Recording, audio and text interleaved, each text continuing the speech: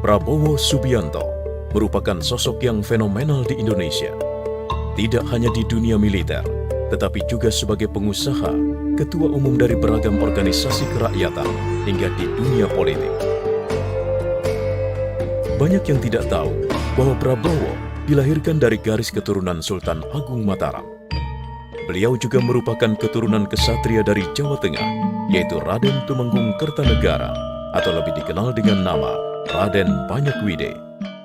Nah, ini diawal dengan waktu perang Diponegoro, ya, Pangeran Diponegoro dibantu oleh beberapa pembantu, ya, panglima-panglimanya. Salah satu tuh nenek moyang kami, dia namanya Raden Tumenggung, ya, Kertanegara, dan juga diberikan nama atau judul Eyang Banyakwide. Jadi dia turun-temurun dari satu trah dari bupati di daerah Banyumas, di daerah dekat Gombong, di mana dia dimakamkan. Dan sesudah perang yang namanya Karanganyar. Ya. Jadi dari dua trah, dari pihak Keraton Mudaningrat, Jayaprono, Jadiningrat, dan dari pihak Banyakwide menjadi orang tua dari Mas Margono. Jadi dia punya satu tra yang agak luar biasa. Ada Kertanegara, Banyakwide, yang ada tunangan dengan Jadiningrat, dan anak dia menjadi keturunan dari perkawinan itu menjadi orang tua dari Mas Margono. Jadi ada 6 generasi sampai Mas Prabowo dan Pak Rashid. Saya dan Prabowo, kakak saya, kan selalu diajarkan waktu kami masih kecil, ya, diajarkan oleh Yang Kakung, ya, kakek kami, Pak Margono, mengenai sejarah keluarga. Ya. Dan selalu ditanamkan kepada diri kami, ini semangat juang, ya, semangat satria, semangat pengabdian. Boleh dikatakan itu satu turun-temurun yang boleh dikatakan tidak orang yang lickspittle, bukan orang yang mau menjadi yes man atau mau menjadi orang yang ikut-ikut saja, ya. Jiwa Diponegoro dan berkobar dari perang di dalam batin dia betul-betul seorang yang pahlawan. Bukan pahlawan dalam arti yang ortodoks, tapi pahlawan sebab dia rela mengkorbankan hidup dia, hidup dari keluarga, dan semua kekayaan dia. Banyakwide merupakan orang kepercayaan Pangeran Diponegoro. Ia selalu mendampingi Pangeran Diponegoro dalam perang gerilya melawan tentara kolonial Belanda. Perang Jawa pada abad ke-18 atau yang lebih terkenal dengan Perang Diponegoro telah membuat penjajah kolonial Belanda kalang kabut. Kerugian Belanda mencapai jutaan gulden dan telah menewaskan banyak tentara Hindia Belanda.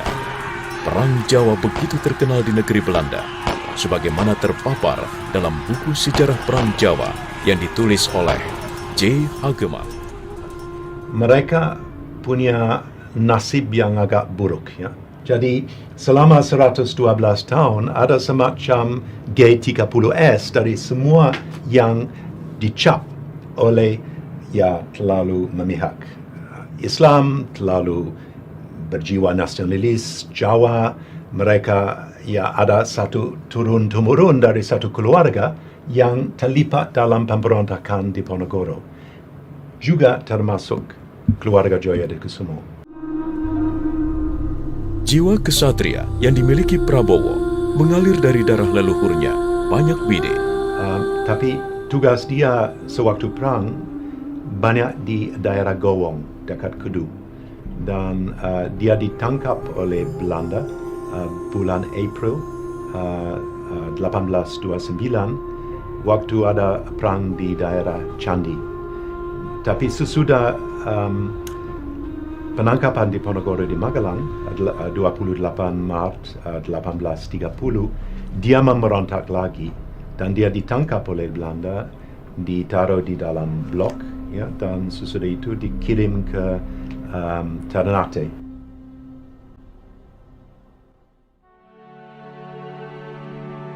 Selain leluhur dan kakek buyut Prabowo, kedua paman Prabowo yang bernama Subianto dan Suyono merupakan pejuang di era Perang Kemerdekaan.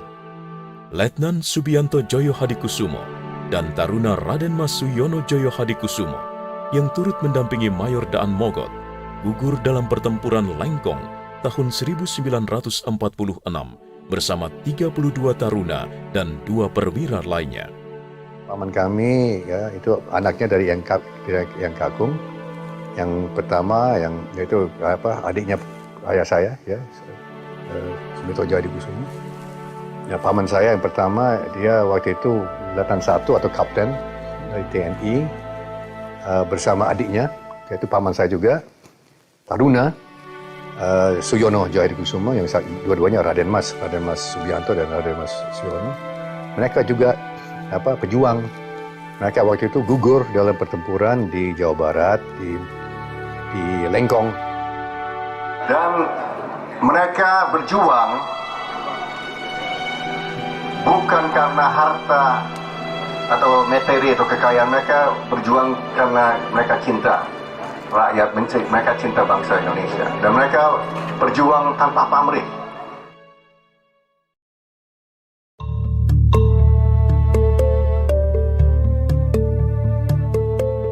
Tidak hanya darah kesatria, darah daging Prabowo juga terbentuk dari garis keturunan ekonom besar bangsa Indonesia yang diakui keberhasilannya di dunia internasional. Raden Mas Margono Joyo Hadikusumo yang merupakan kakek dari Prabowo adalah seorang ekonom terkemuka di zaman kemerdekaan dan pasca kemerdekaan. Raden Mas Margono Joyo Hadikusumo lahir pada 16 Mei tahun 1894. Pada awal perumusan persiapan kemerdekaan, Raden Mas Margono Joyo Hadikusumo ditunjuk sebagai anggota Badan Penyelidik Usaha Persiapan Kemerdekaan Indonesia atau BPUPKI. Ia pun merupakan Ketua Dewan Pertimbangan Agung sementara yang pertama. Raden Mas Margono Joyo Hadikusumo adalah pendiri dan Direktur Utama Bank Negara Indonesia atau yang dikenal dengan BNI 46. Raden Mas Margono Joyo Hadikusumo yang juga pelopor ekonomi koperasi di Indonesia, wafat di usia 84 tahun.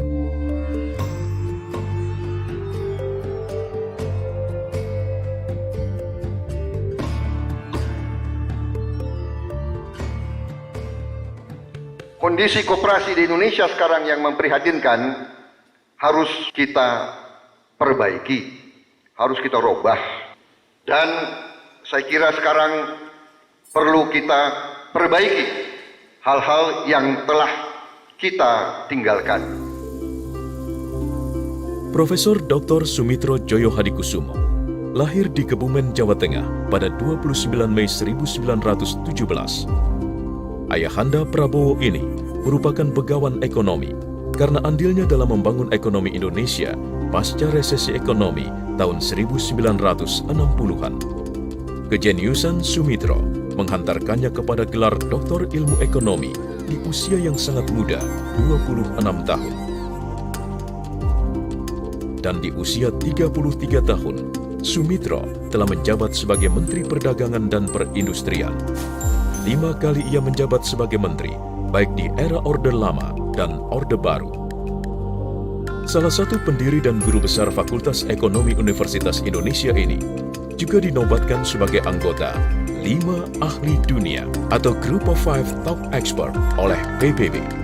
Pada konferensi Meja Bundar yang merupakan ajang pertemuan antara pemerintah Republik Indonesia dan Belanda di Den Haag, Raden Mas Margono Joyo Hadikusumo dan Profesor Dr. Sumitro Joyo Hadikusumo diutus sebagai perwakilan Republik Indonesia. Profesor Dr. Sumitro Joyo Hadikusumo wafat di Jakarta pada 9 Maret 2001 di usia 83 tahun.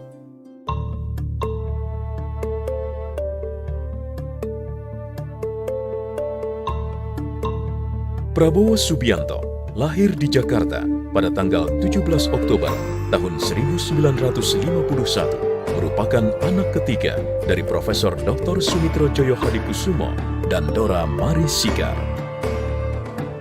Oleh sang ayah, nama Prabowo disematkan pula nama adiknya yang bernama Subianto yang gugur dalam peristiwa pertempuran Lengkong. Maka terciptalah nama Prabowo Subianto Djoyo Hadikusumo. Prabowo sebetulnya Prabowo Djoyo Hadikusumo, Prabowo Subianto Djoyo Hadikusumo. Saya kan Hashim Suyono Djoyo Hadikusumo. Saya diberikan nama dari paman yang kedua yang gugur. Usia 16 tahun, Prabowo menamatkan sekolah menengah di London. Yang saya dengar dari ibu saya, Prabowo selalu sangat kritis terhadap guru-guru yang dia anggap goblok. Jiwa aktivis Prabowo sudah tampak sejak ia masih duduk di masa sekolah. Selama Prabowo menimba ilmu di bangku sekolah, ia sudah rajin bergabung dalam berbagai organisasi atau pergerakan-pergerakan. Jadi sebetulnya Prabowo itu penggagas dan aktivis daripada LSM yang pertama, pra-epilor baru. Kemudian di Jawa Barat juga hal yang sama ya, pompanisasi di Balaraja kami lakukan. Pada waktu itu lembaga pembangunan ada perwakilan di Jogja, perwakilan di Semarang untuk Jawa Tengah, dan perwakilan di Bandung untuk Jawa Barat.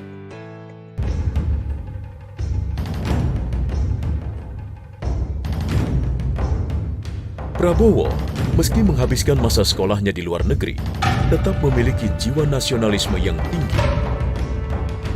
Prabowo masuk tentara, meskipun dia diterima oleh saya ingat dua atau mungkin lebih, universitas di Amerika, satu Brown University, dia diterima oleh Brown University, yang kedua University of Colorado. Nah, tapi daripada ke Brown atau ke University of Colorado, dia memilih masuk Akabri, ya, karena dia mau mengabdi sebagai tentara, ya, seperti paman-pamannya kan. Sebagai lulusan terbaik, tidak sulit bagi Prabowo memperoleh kepercayaan pemerintah saat itu. Ia mengemban tugas sebagai komandan peleton para komando Grup 1 Komando Pasukan Sandi Yuda. Prabowo pun kemudian ditugaskan untuk memimpin operasi Tim Nanggala di Timor Timur.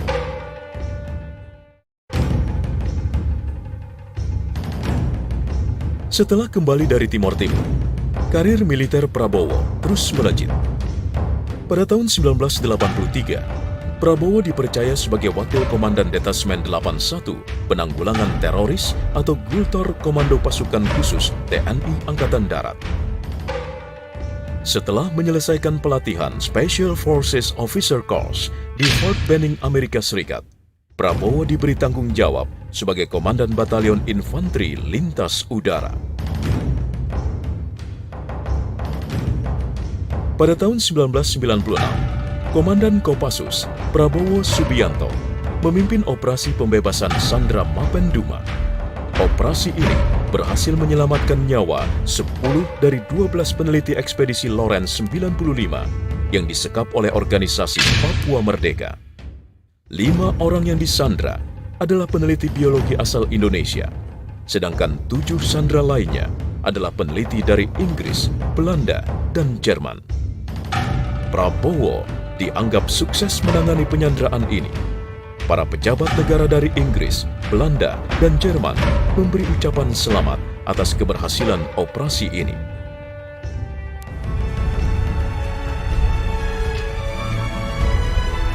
Pada tanggal 26 April 1997, Tim Nasional Indonesia ke Puncak Everest berhasil mengibarkan bendera merah putih di puncak tertinggi dunia setelah mendaki melalui jalur selatan Nepal.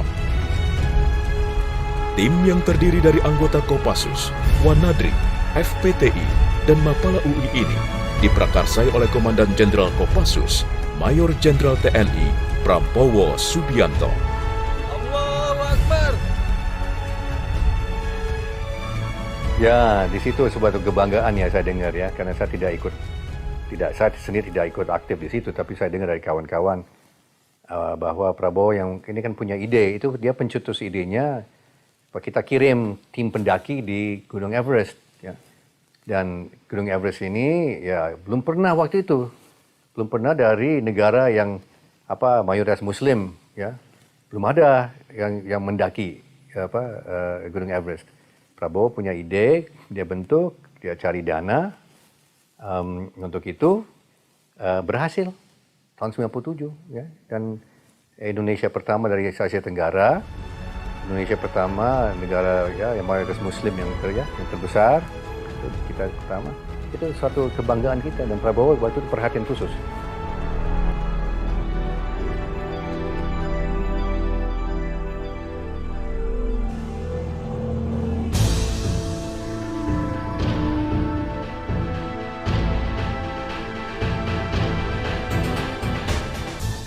Karena merasa bangga dan terharu melihat tim yang dibentuk oleh Pak Prabowo ini berhasil mengibarkan merah putih puncak tertinggi dunia sebelum Malaysia nyampe.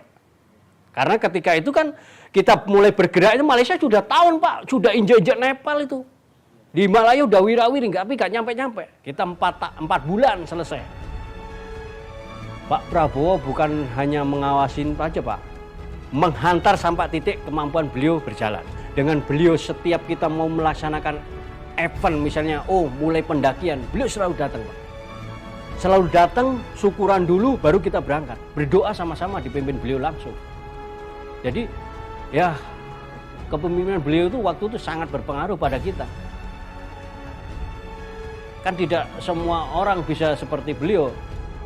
Saya bangga luar biasa cuma kepada Pak Prabowo. Maka saya berharap moga-moga ke depan sukses beliau. Karena prestasi Prabowo gemilang dalam menjalani tugas yang diberikan, Prabowo mendapatkan kenaikan pangkat. Selama karir militernya, Prabowo banyak memperoleh tanda jasa atas pengabdiannya.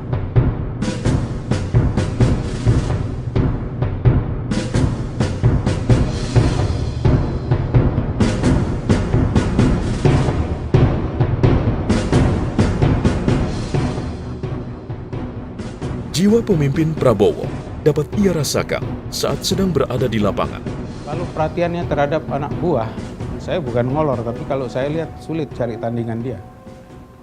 Seorang yang mau membuatkan rumah untuk prajurit, kemudian kalau namanya prajuritnya meninggal seperti apa, ya dia perhatiannya, prajuritnya luka seperti ini, saya kira beliau betul-betul seorang komandan. Saya kenal dengan Bapak Prabowo itu tahun 1981. Beliau mengundang saya untuk melatih pasukan khususnya, dalam hal itu ilmu bela diri kungfu.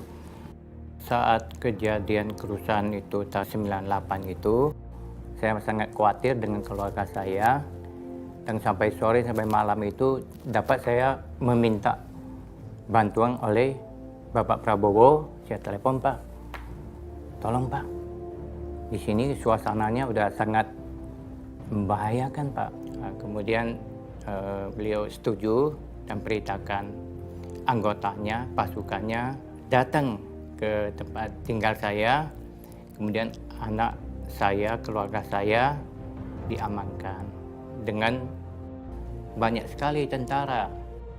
Saya kira itu dari Bapak Prabowo juga untuk mengamankan lingkungan dan wilayah kami di situ, sehingga kami semua merasa aman dan nyaman.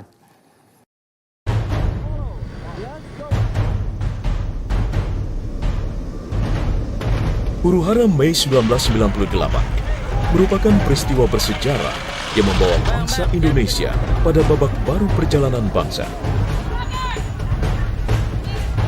Eskalasi pada bulan itu meningkat karena dipicu secara khusus oleh tekanan IMF pada pemerintah Indonesia untuk menaikkan harga BBM. Naiknya harga BBM kemudian disusul kenaikan harga bahan pokok lain. Rakyat yang berusaha bertahan semakin tercekik oleh karena kebijakan ini. Momentum kerusuhan dan penjarahan terjadi ketika penembakan terhadap 4 mahasiswa Trisakti pada demonstrasi 12 Mei 1998 di Universitas Trisakti. Kemarahan massa memuncak pada tanggal 14 Mei dengan meletusnya kerusuhan massa. Dari krisis yang mulanya hanya krisis moneter, kemudian berubah menjadi krisis ekonomi, kemudian krisis politik, dan kalau kita ingat waktu itu sudah mulai terjadi juga ancaman-ancaman bom terorisme pada Januari 98 ada kelompok-kelompok yang berusaha untuk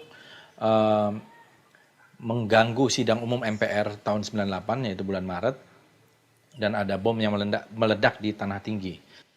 Lalu setelah beberapa kali usaha dari IMF itu mengalami kegagalan, IMF juga memaksakan untuk menaikkan harga BBM, yaitu mencabut subsidi pada tanggal 4 Mei 98. Nah, pada tanggal 4 Mei 98 itu kalau kita ingat, Jakarta dan juga di daerah-daerah itu mengalami kemacetan luar biasa karena SPBU, pom bensin itu diserbu karena ada kenaikan yang luar biasa. Saat itu, demonstrasi besar-besaran mahasiswa semakin marak dan berani dengan tuntutan harga-harga diturunkan dan agenda reformasi dilaksanakan. Disertai lengsernya Soeharto hanya selang 2 bulan setelah dilantik dan harus digantikan wakilnya B.J. Habibie pada Mei 1998.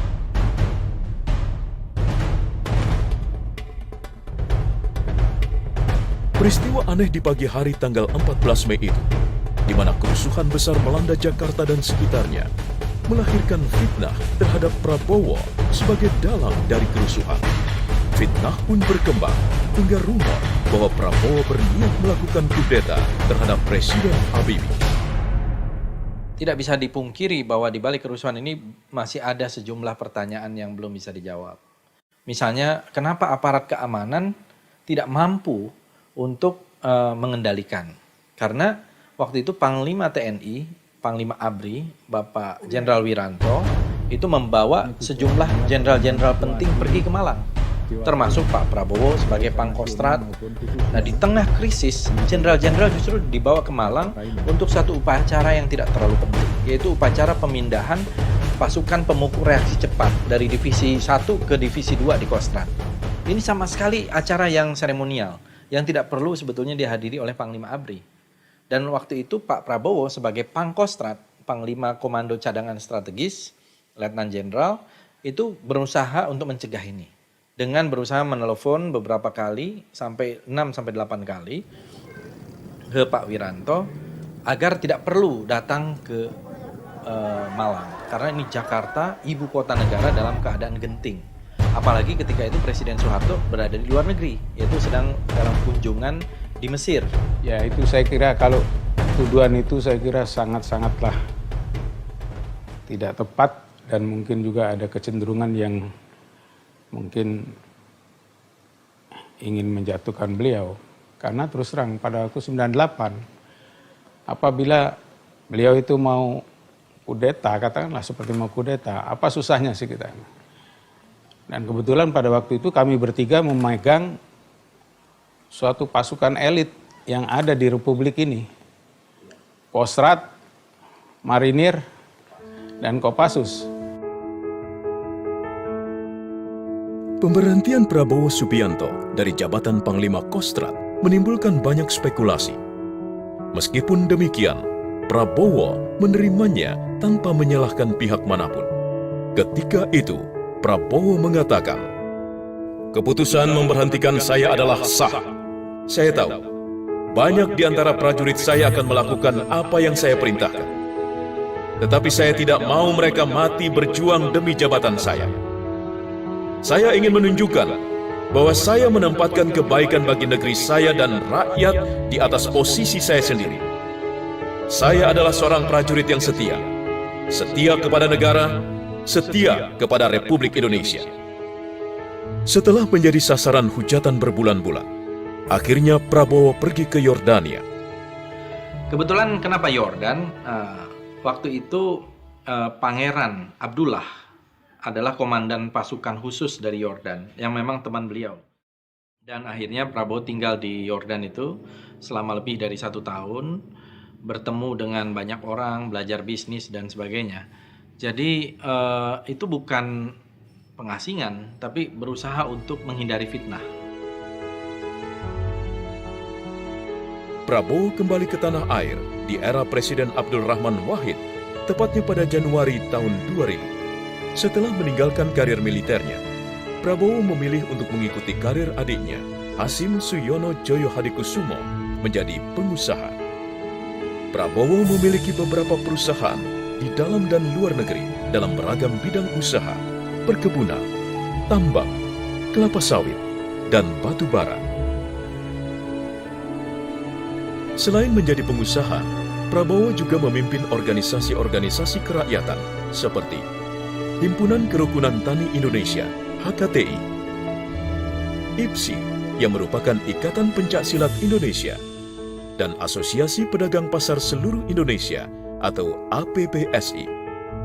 Pertama, sewaktu kami menyampaikan paparan tentang visi misi maupun pokok-pokok pikiran APPSI ini, sewaktu kami sedang bertemu dengan beliau, dengan Pak Prabowo dalam hal ini, Pak Prabowo malah lebih banyak tahu tentang kondisi pedagang pasar tradisional, termarginalnya pedagang pasar tradisional, terasingnya para pedagang pasar tradisional, kondisi pedagang pasar yang semakin terjepit. Ini beliau malah lebih banyak tahu dari kita selaku yang memang merasa sebagai pengurus. Kami merasa kok Pak Prabowo banyak lebih tahu. Jadi ketika itu malah merasa kaget. Selaku Ketua Umum APPSI, Prabowo selalu mengusung ekonomi kerakyatan agar tidak merugikan pedagang kecil dan bertujuan untuk kemajuan dan kemakmuran rakyat Indonesia. Tidak hanya meniti karir di bidang ekonomi dan aktif sebagai ketua umum di berbagai organisasi kerakyatan, Prabowo pun terjun ke dunia politik dengan membentuk sebuah partai politik bernama Gerindra. Partai politik yang diusungnya mendapatkan 26 kursi di DPR RI pada pemilu 2009. Sukses ini tentu bukan saja menunjukkan tingkat kepercayaan yang tinggi masyarakat pada sosok Prabowo, tapi juga memperlihatkan bagaimana usaha keras Prabowo dalam membangun partai demi mewujudkan Indonesia Raya yang sejahtera. Mulanya beliau menolak, karena sangat betul juga pendapat beliau itu mengatakan sudah terlalu banyak partai, untuk apa kita membangun satu partai lagi. Nah, mungkin ormas, tapi juga saya sampaikan banyak ormas. Tetapi akhirnya Pak Prabowo sangat setuju dan beliaulah akhirnya menginisiasi partai yang kemudian bernama Partai Gerakan Indonesia Raya, Partai Gerindra. Nah, untuk mengenai lambang, sebetulnya sudah banyak waktu itu kita survei lambang apa yang sebenarnya diharapkan oleh masyarakat. Nah, tetapi Pak Prabowo sejak awal menginginkan kenapa kita tidak pakai saja kepala burung Garuda. Kepala burung Garuda ini adalah lambang yang sudah dikenal oleh rakyat dan ini juga melambangkan sebetulnya Pancasila. Kalau kita lihat banyak partai politik, bahkan banyak yang mengaku partai nasionalis. Tapi hanya satu partai, yaitu Partai Gerindra, yang saya temukan berani secara terbuka membuka sayap berbagai agama. Ada sayap Kristiani, sayap Muslim, sayap pemuda, sayap perempuan. Di sana ada satu sayap untuk Hindu, Buddha, Konghucu, dan aliran kepercayaan. Sehingga hari ini kami punya kekuatan pasukan hampir di 20 provinsi. Hingga kini, Prabowo Subianto terus bergerak memperjuangkan pemikirannya yang tercurah untuk Indonesia Raya, menuju masyarakat madani yang makmur, damai, rukun, dan bermartabat. Perjuangan yang sudah dirintis sejak zaman nenek moyang beliau, Sultan Agung, Banyak Wide, Raden Mas Margono Joyo Hadikusumo, dan Profesor Dr. Sumitro Joyo Hadikusumo, kini tersandang di bahunya. Terus berjuang bersama Gerakan Indonesia Raya, menuju Indonesia Raya yang adil dan sejahtera.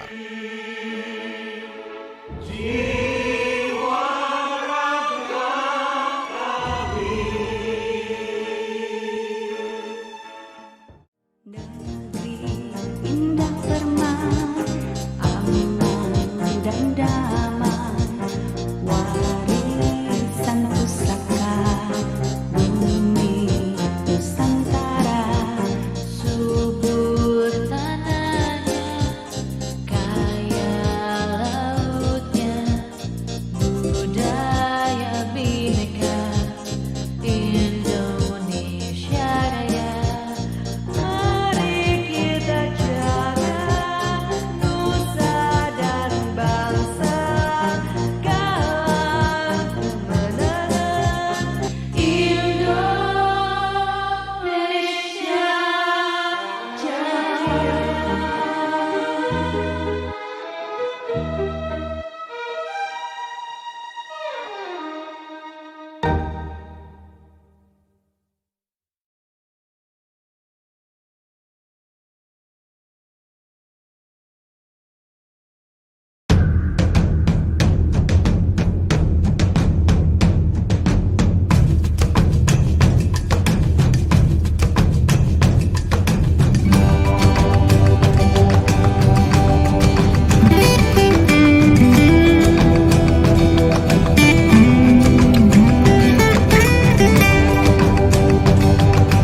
Matahari bersinar di timur, bangkitkan gairahnya. Dia hadir di tengah kita bagaikan Garuda. Kembalikan Indonesia jadi macan Asia. Bumi bersarap, letak sabar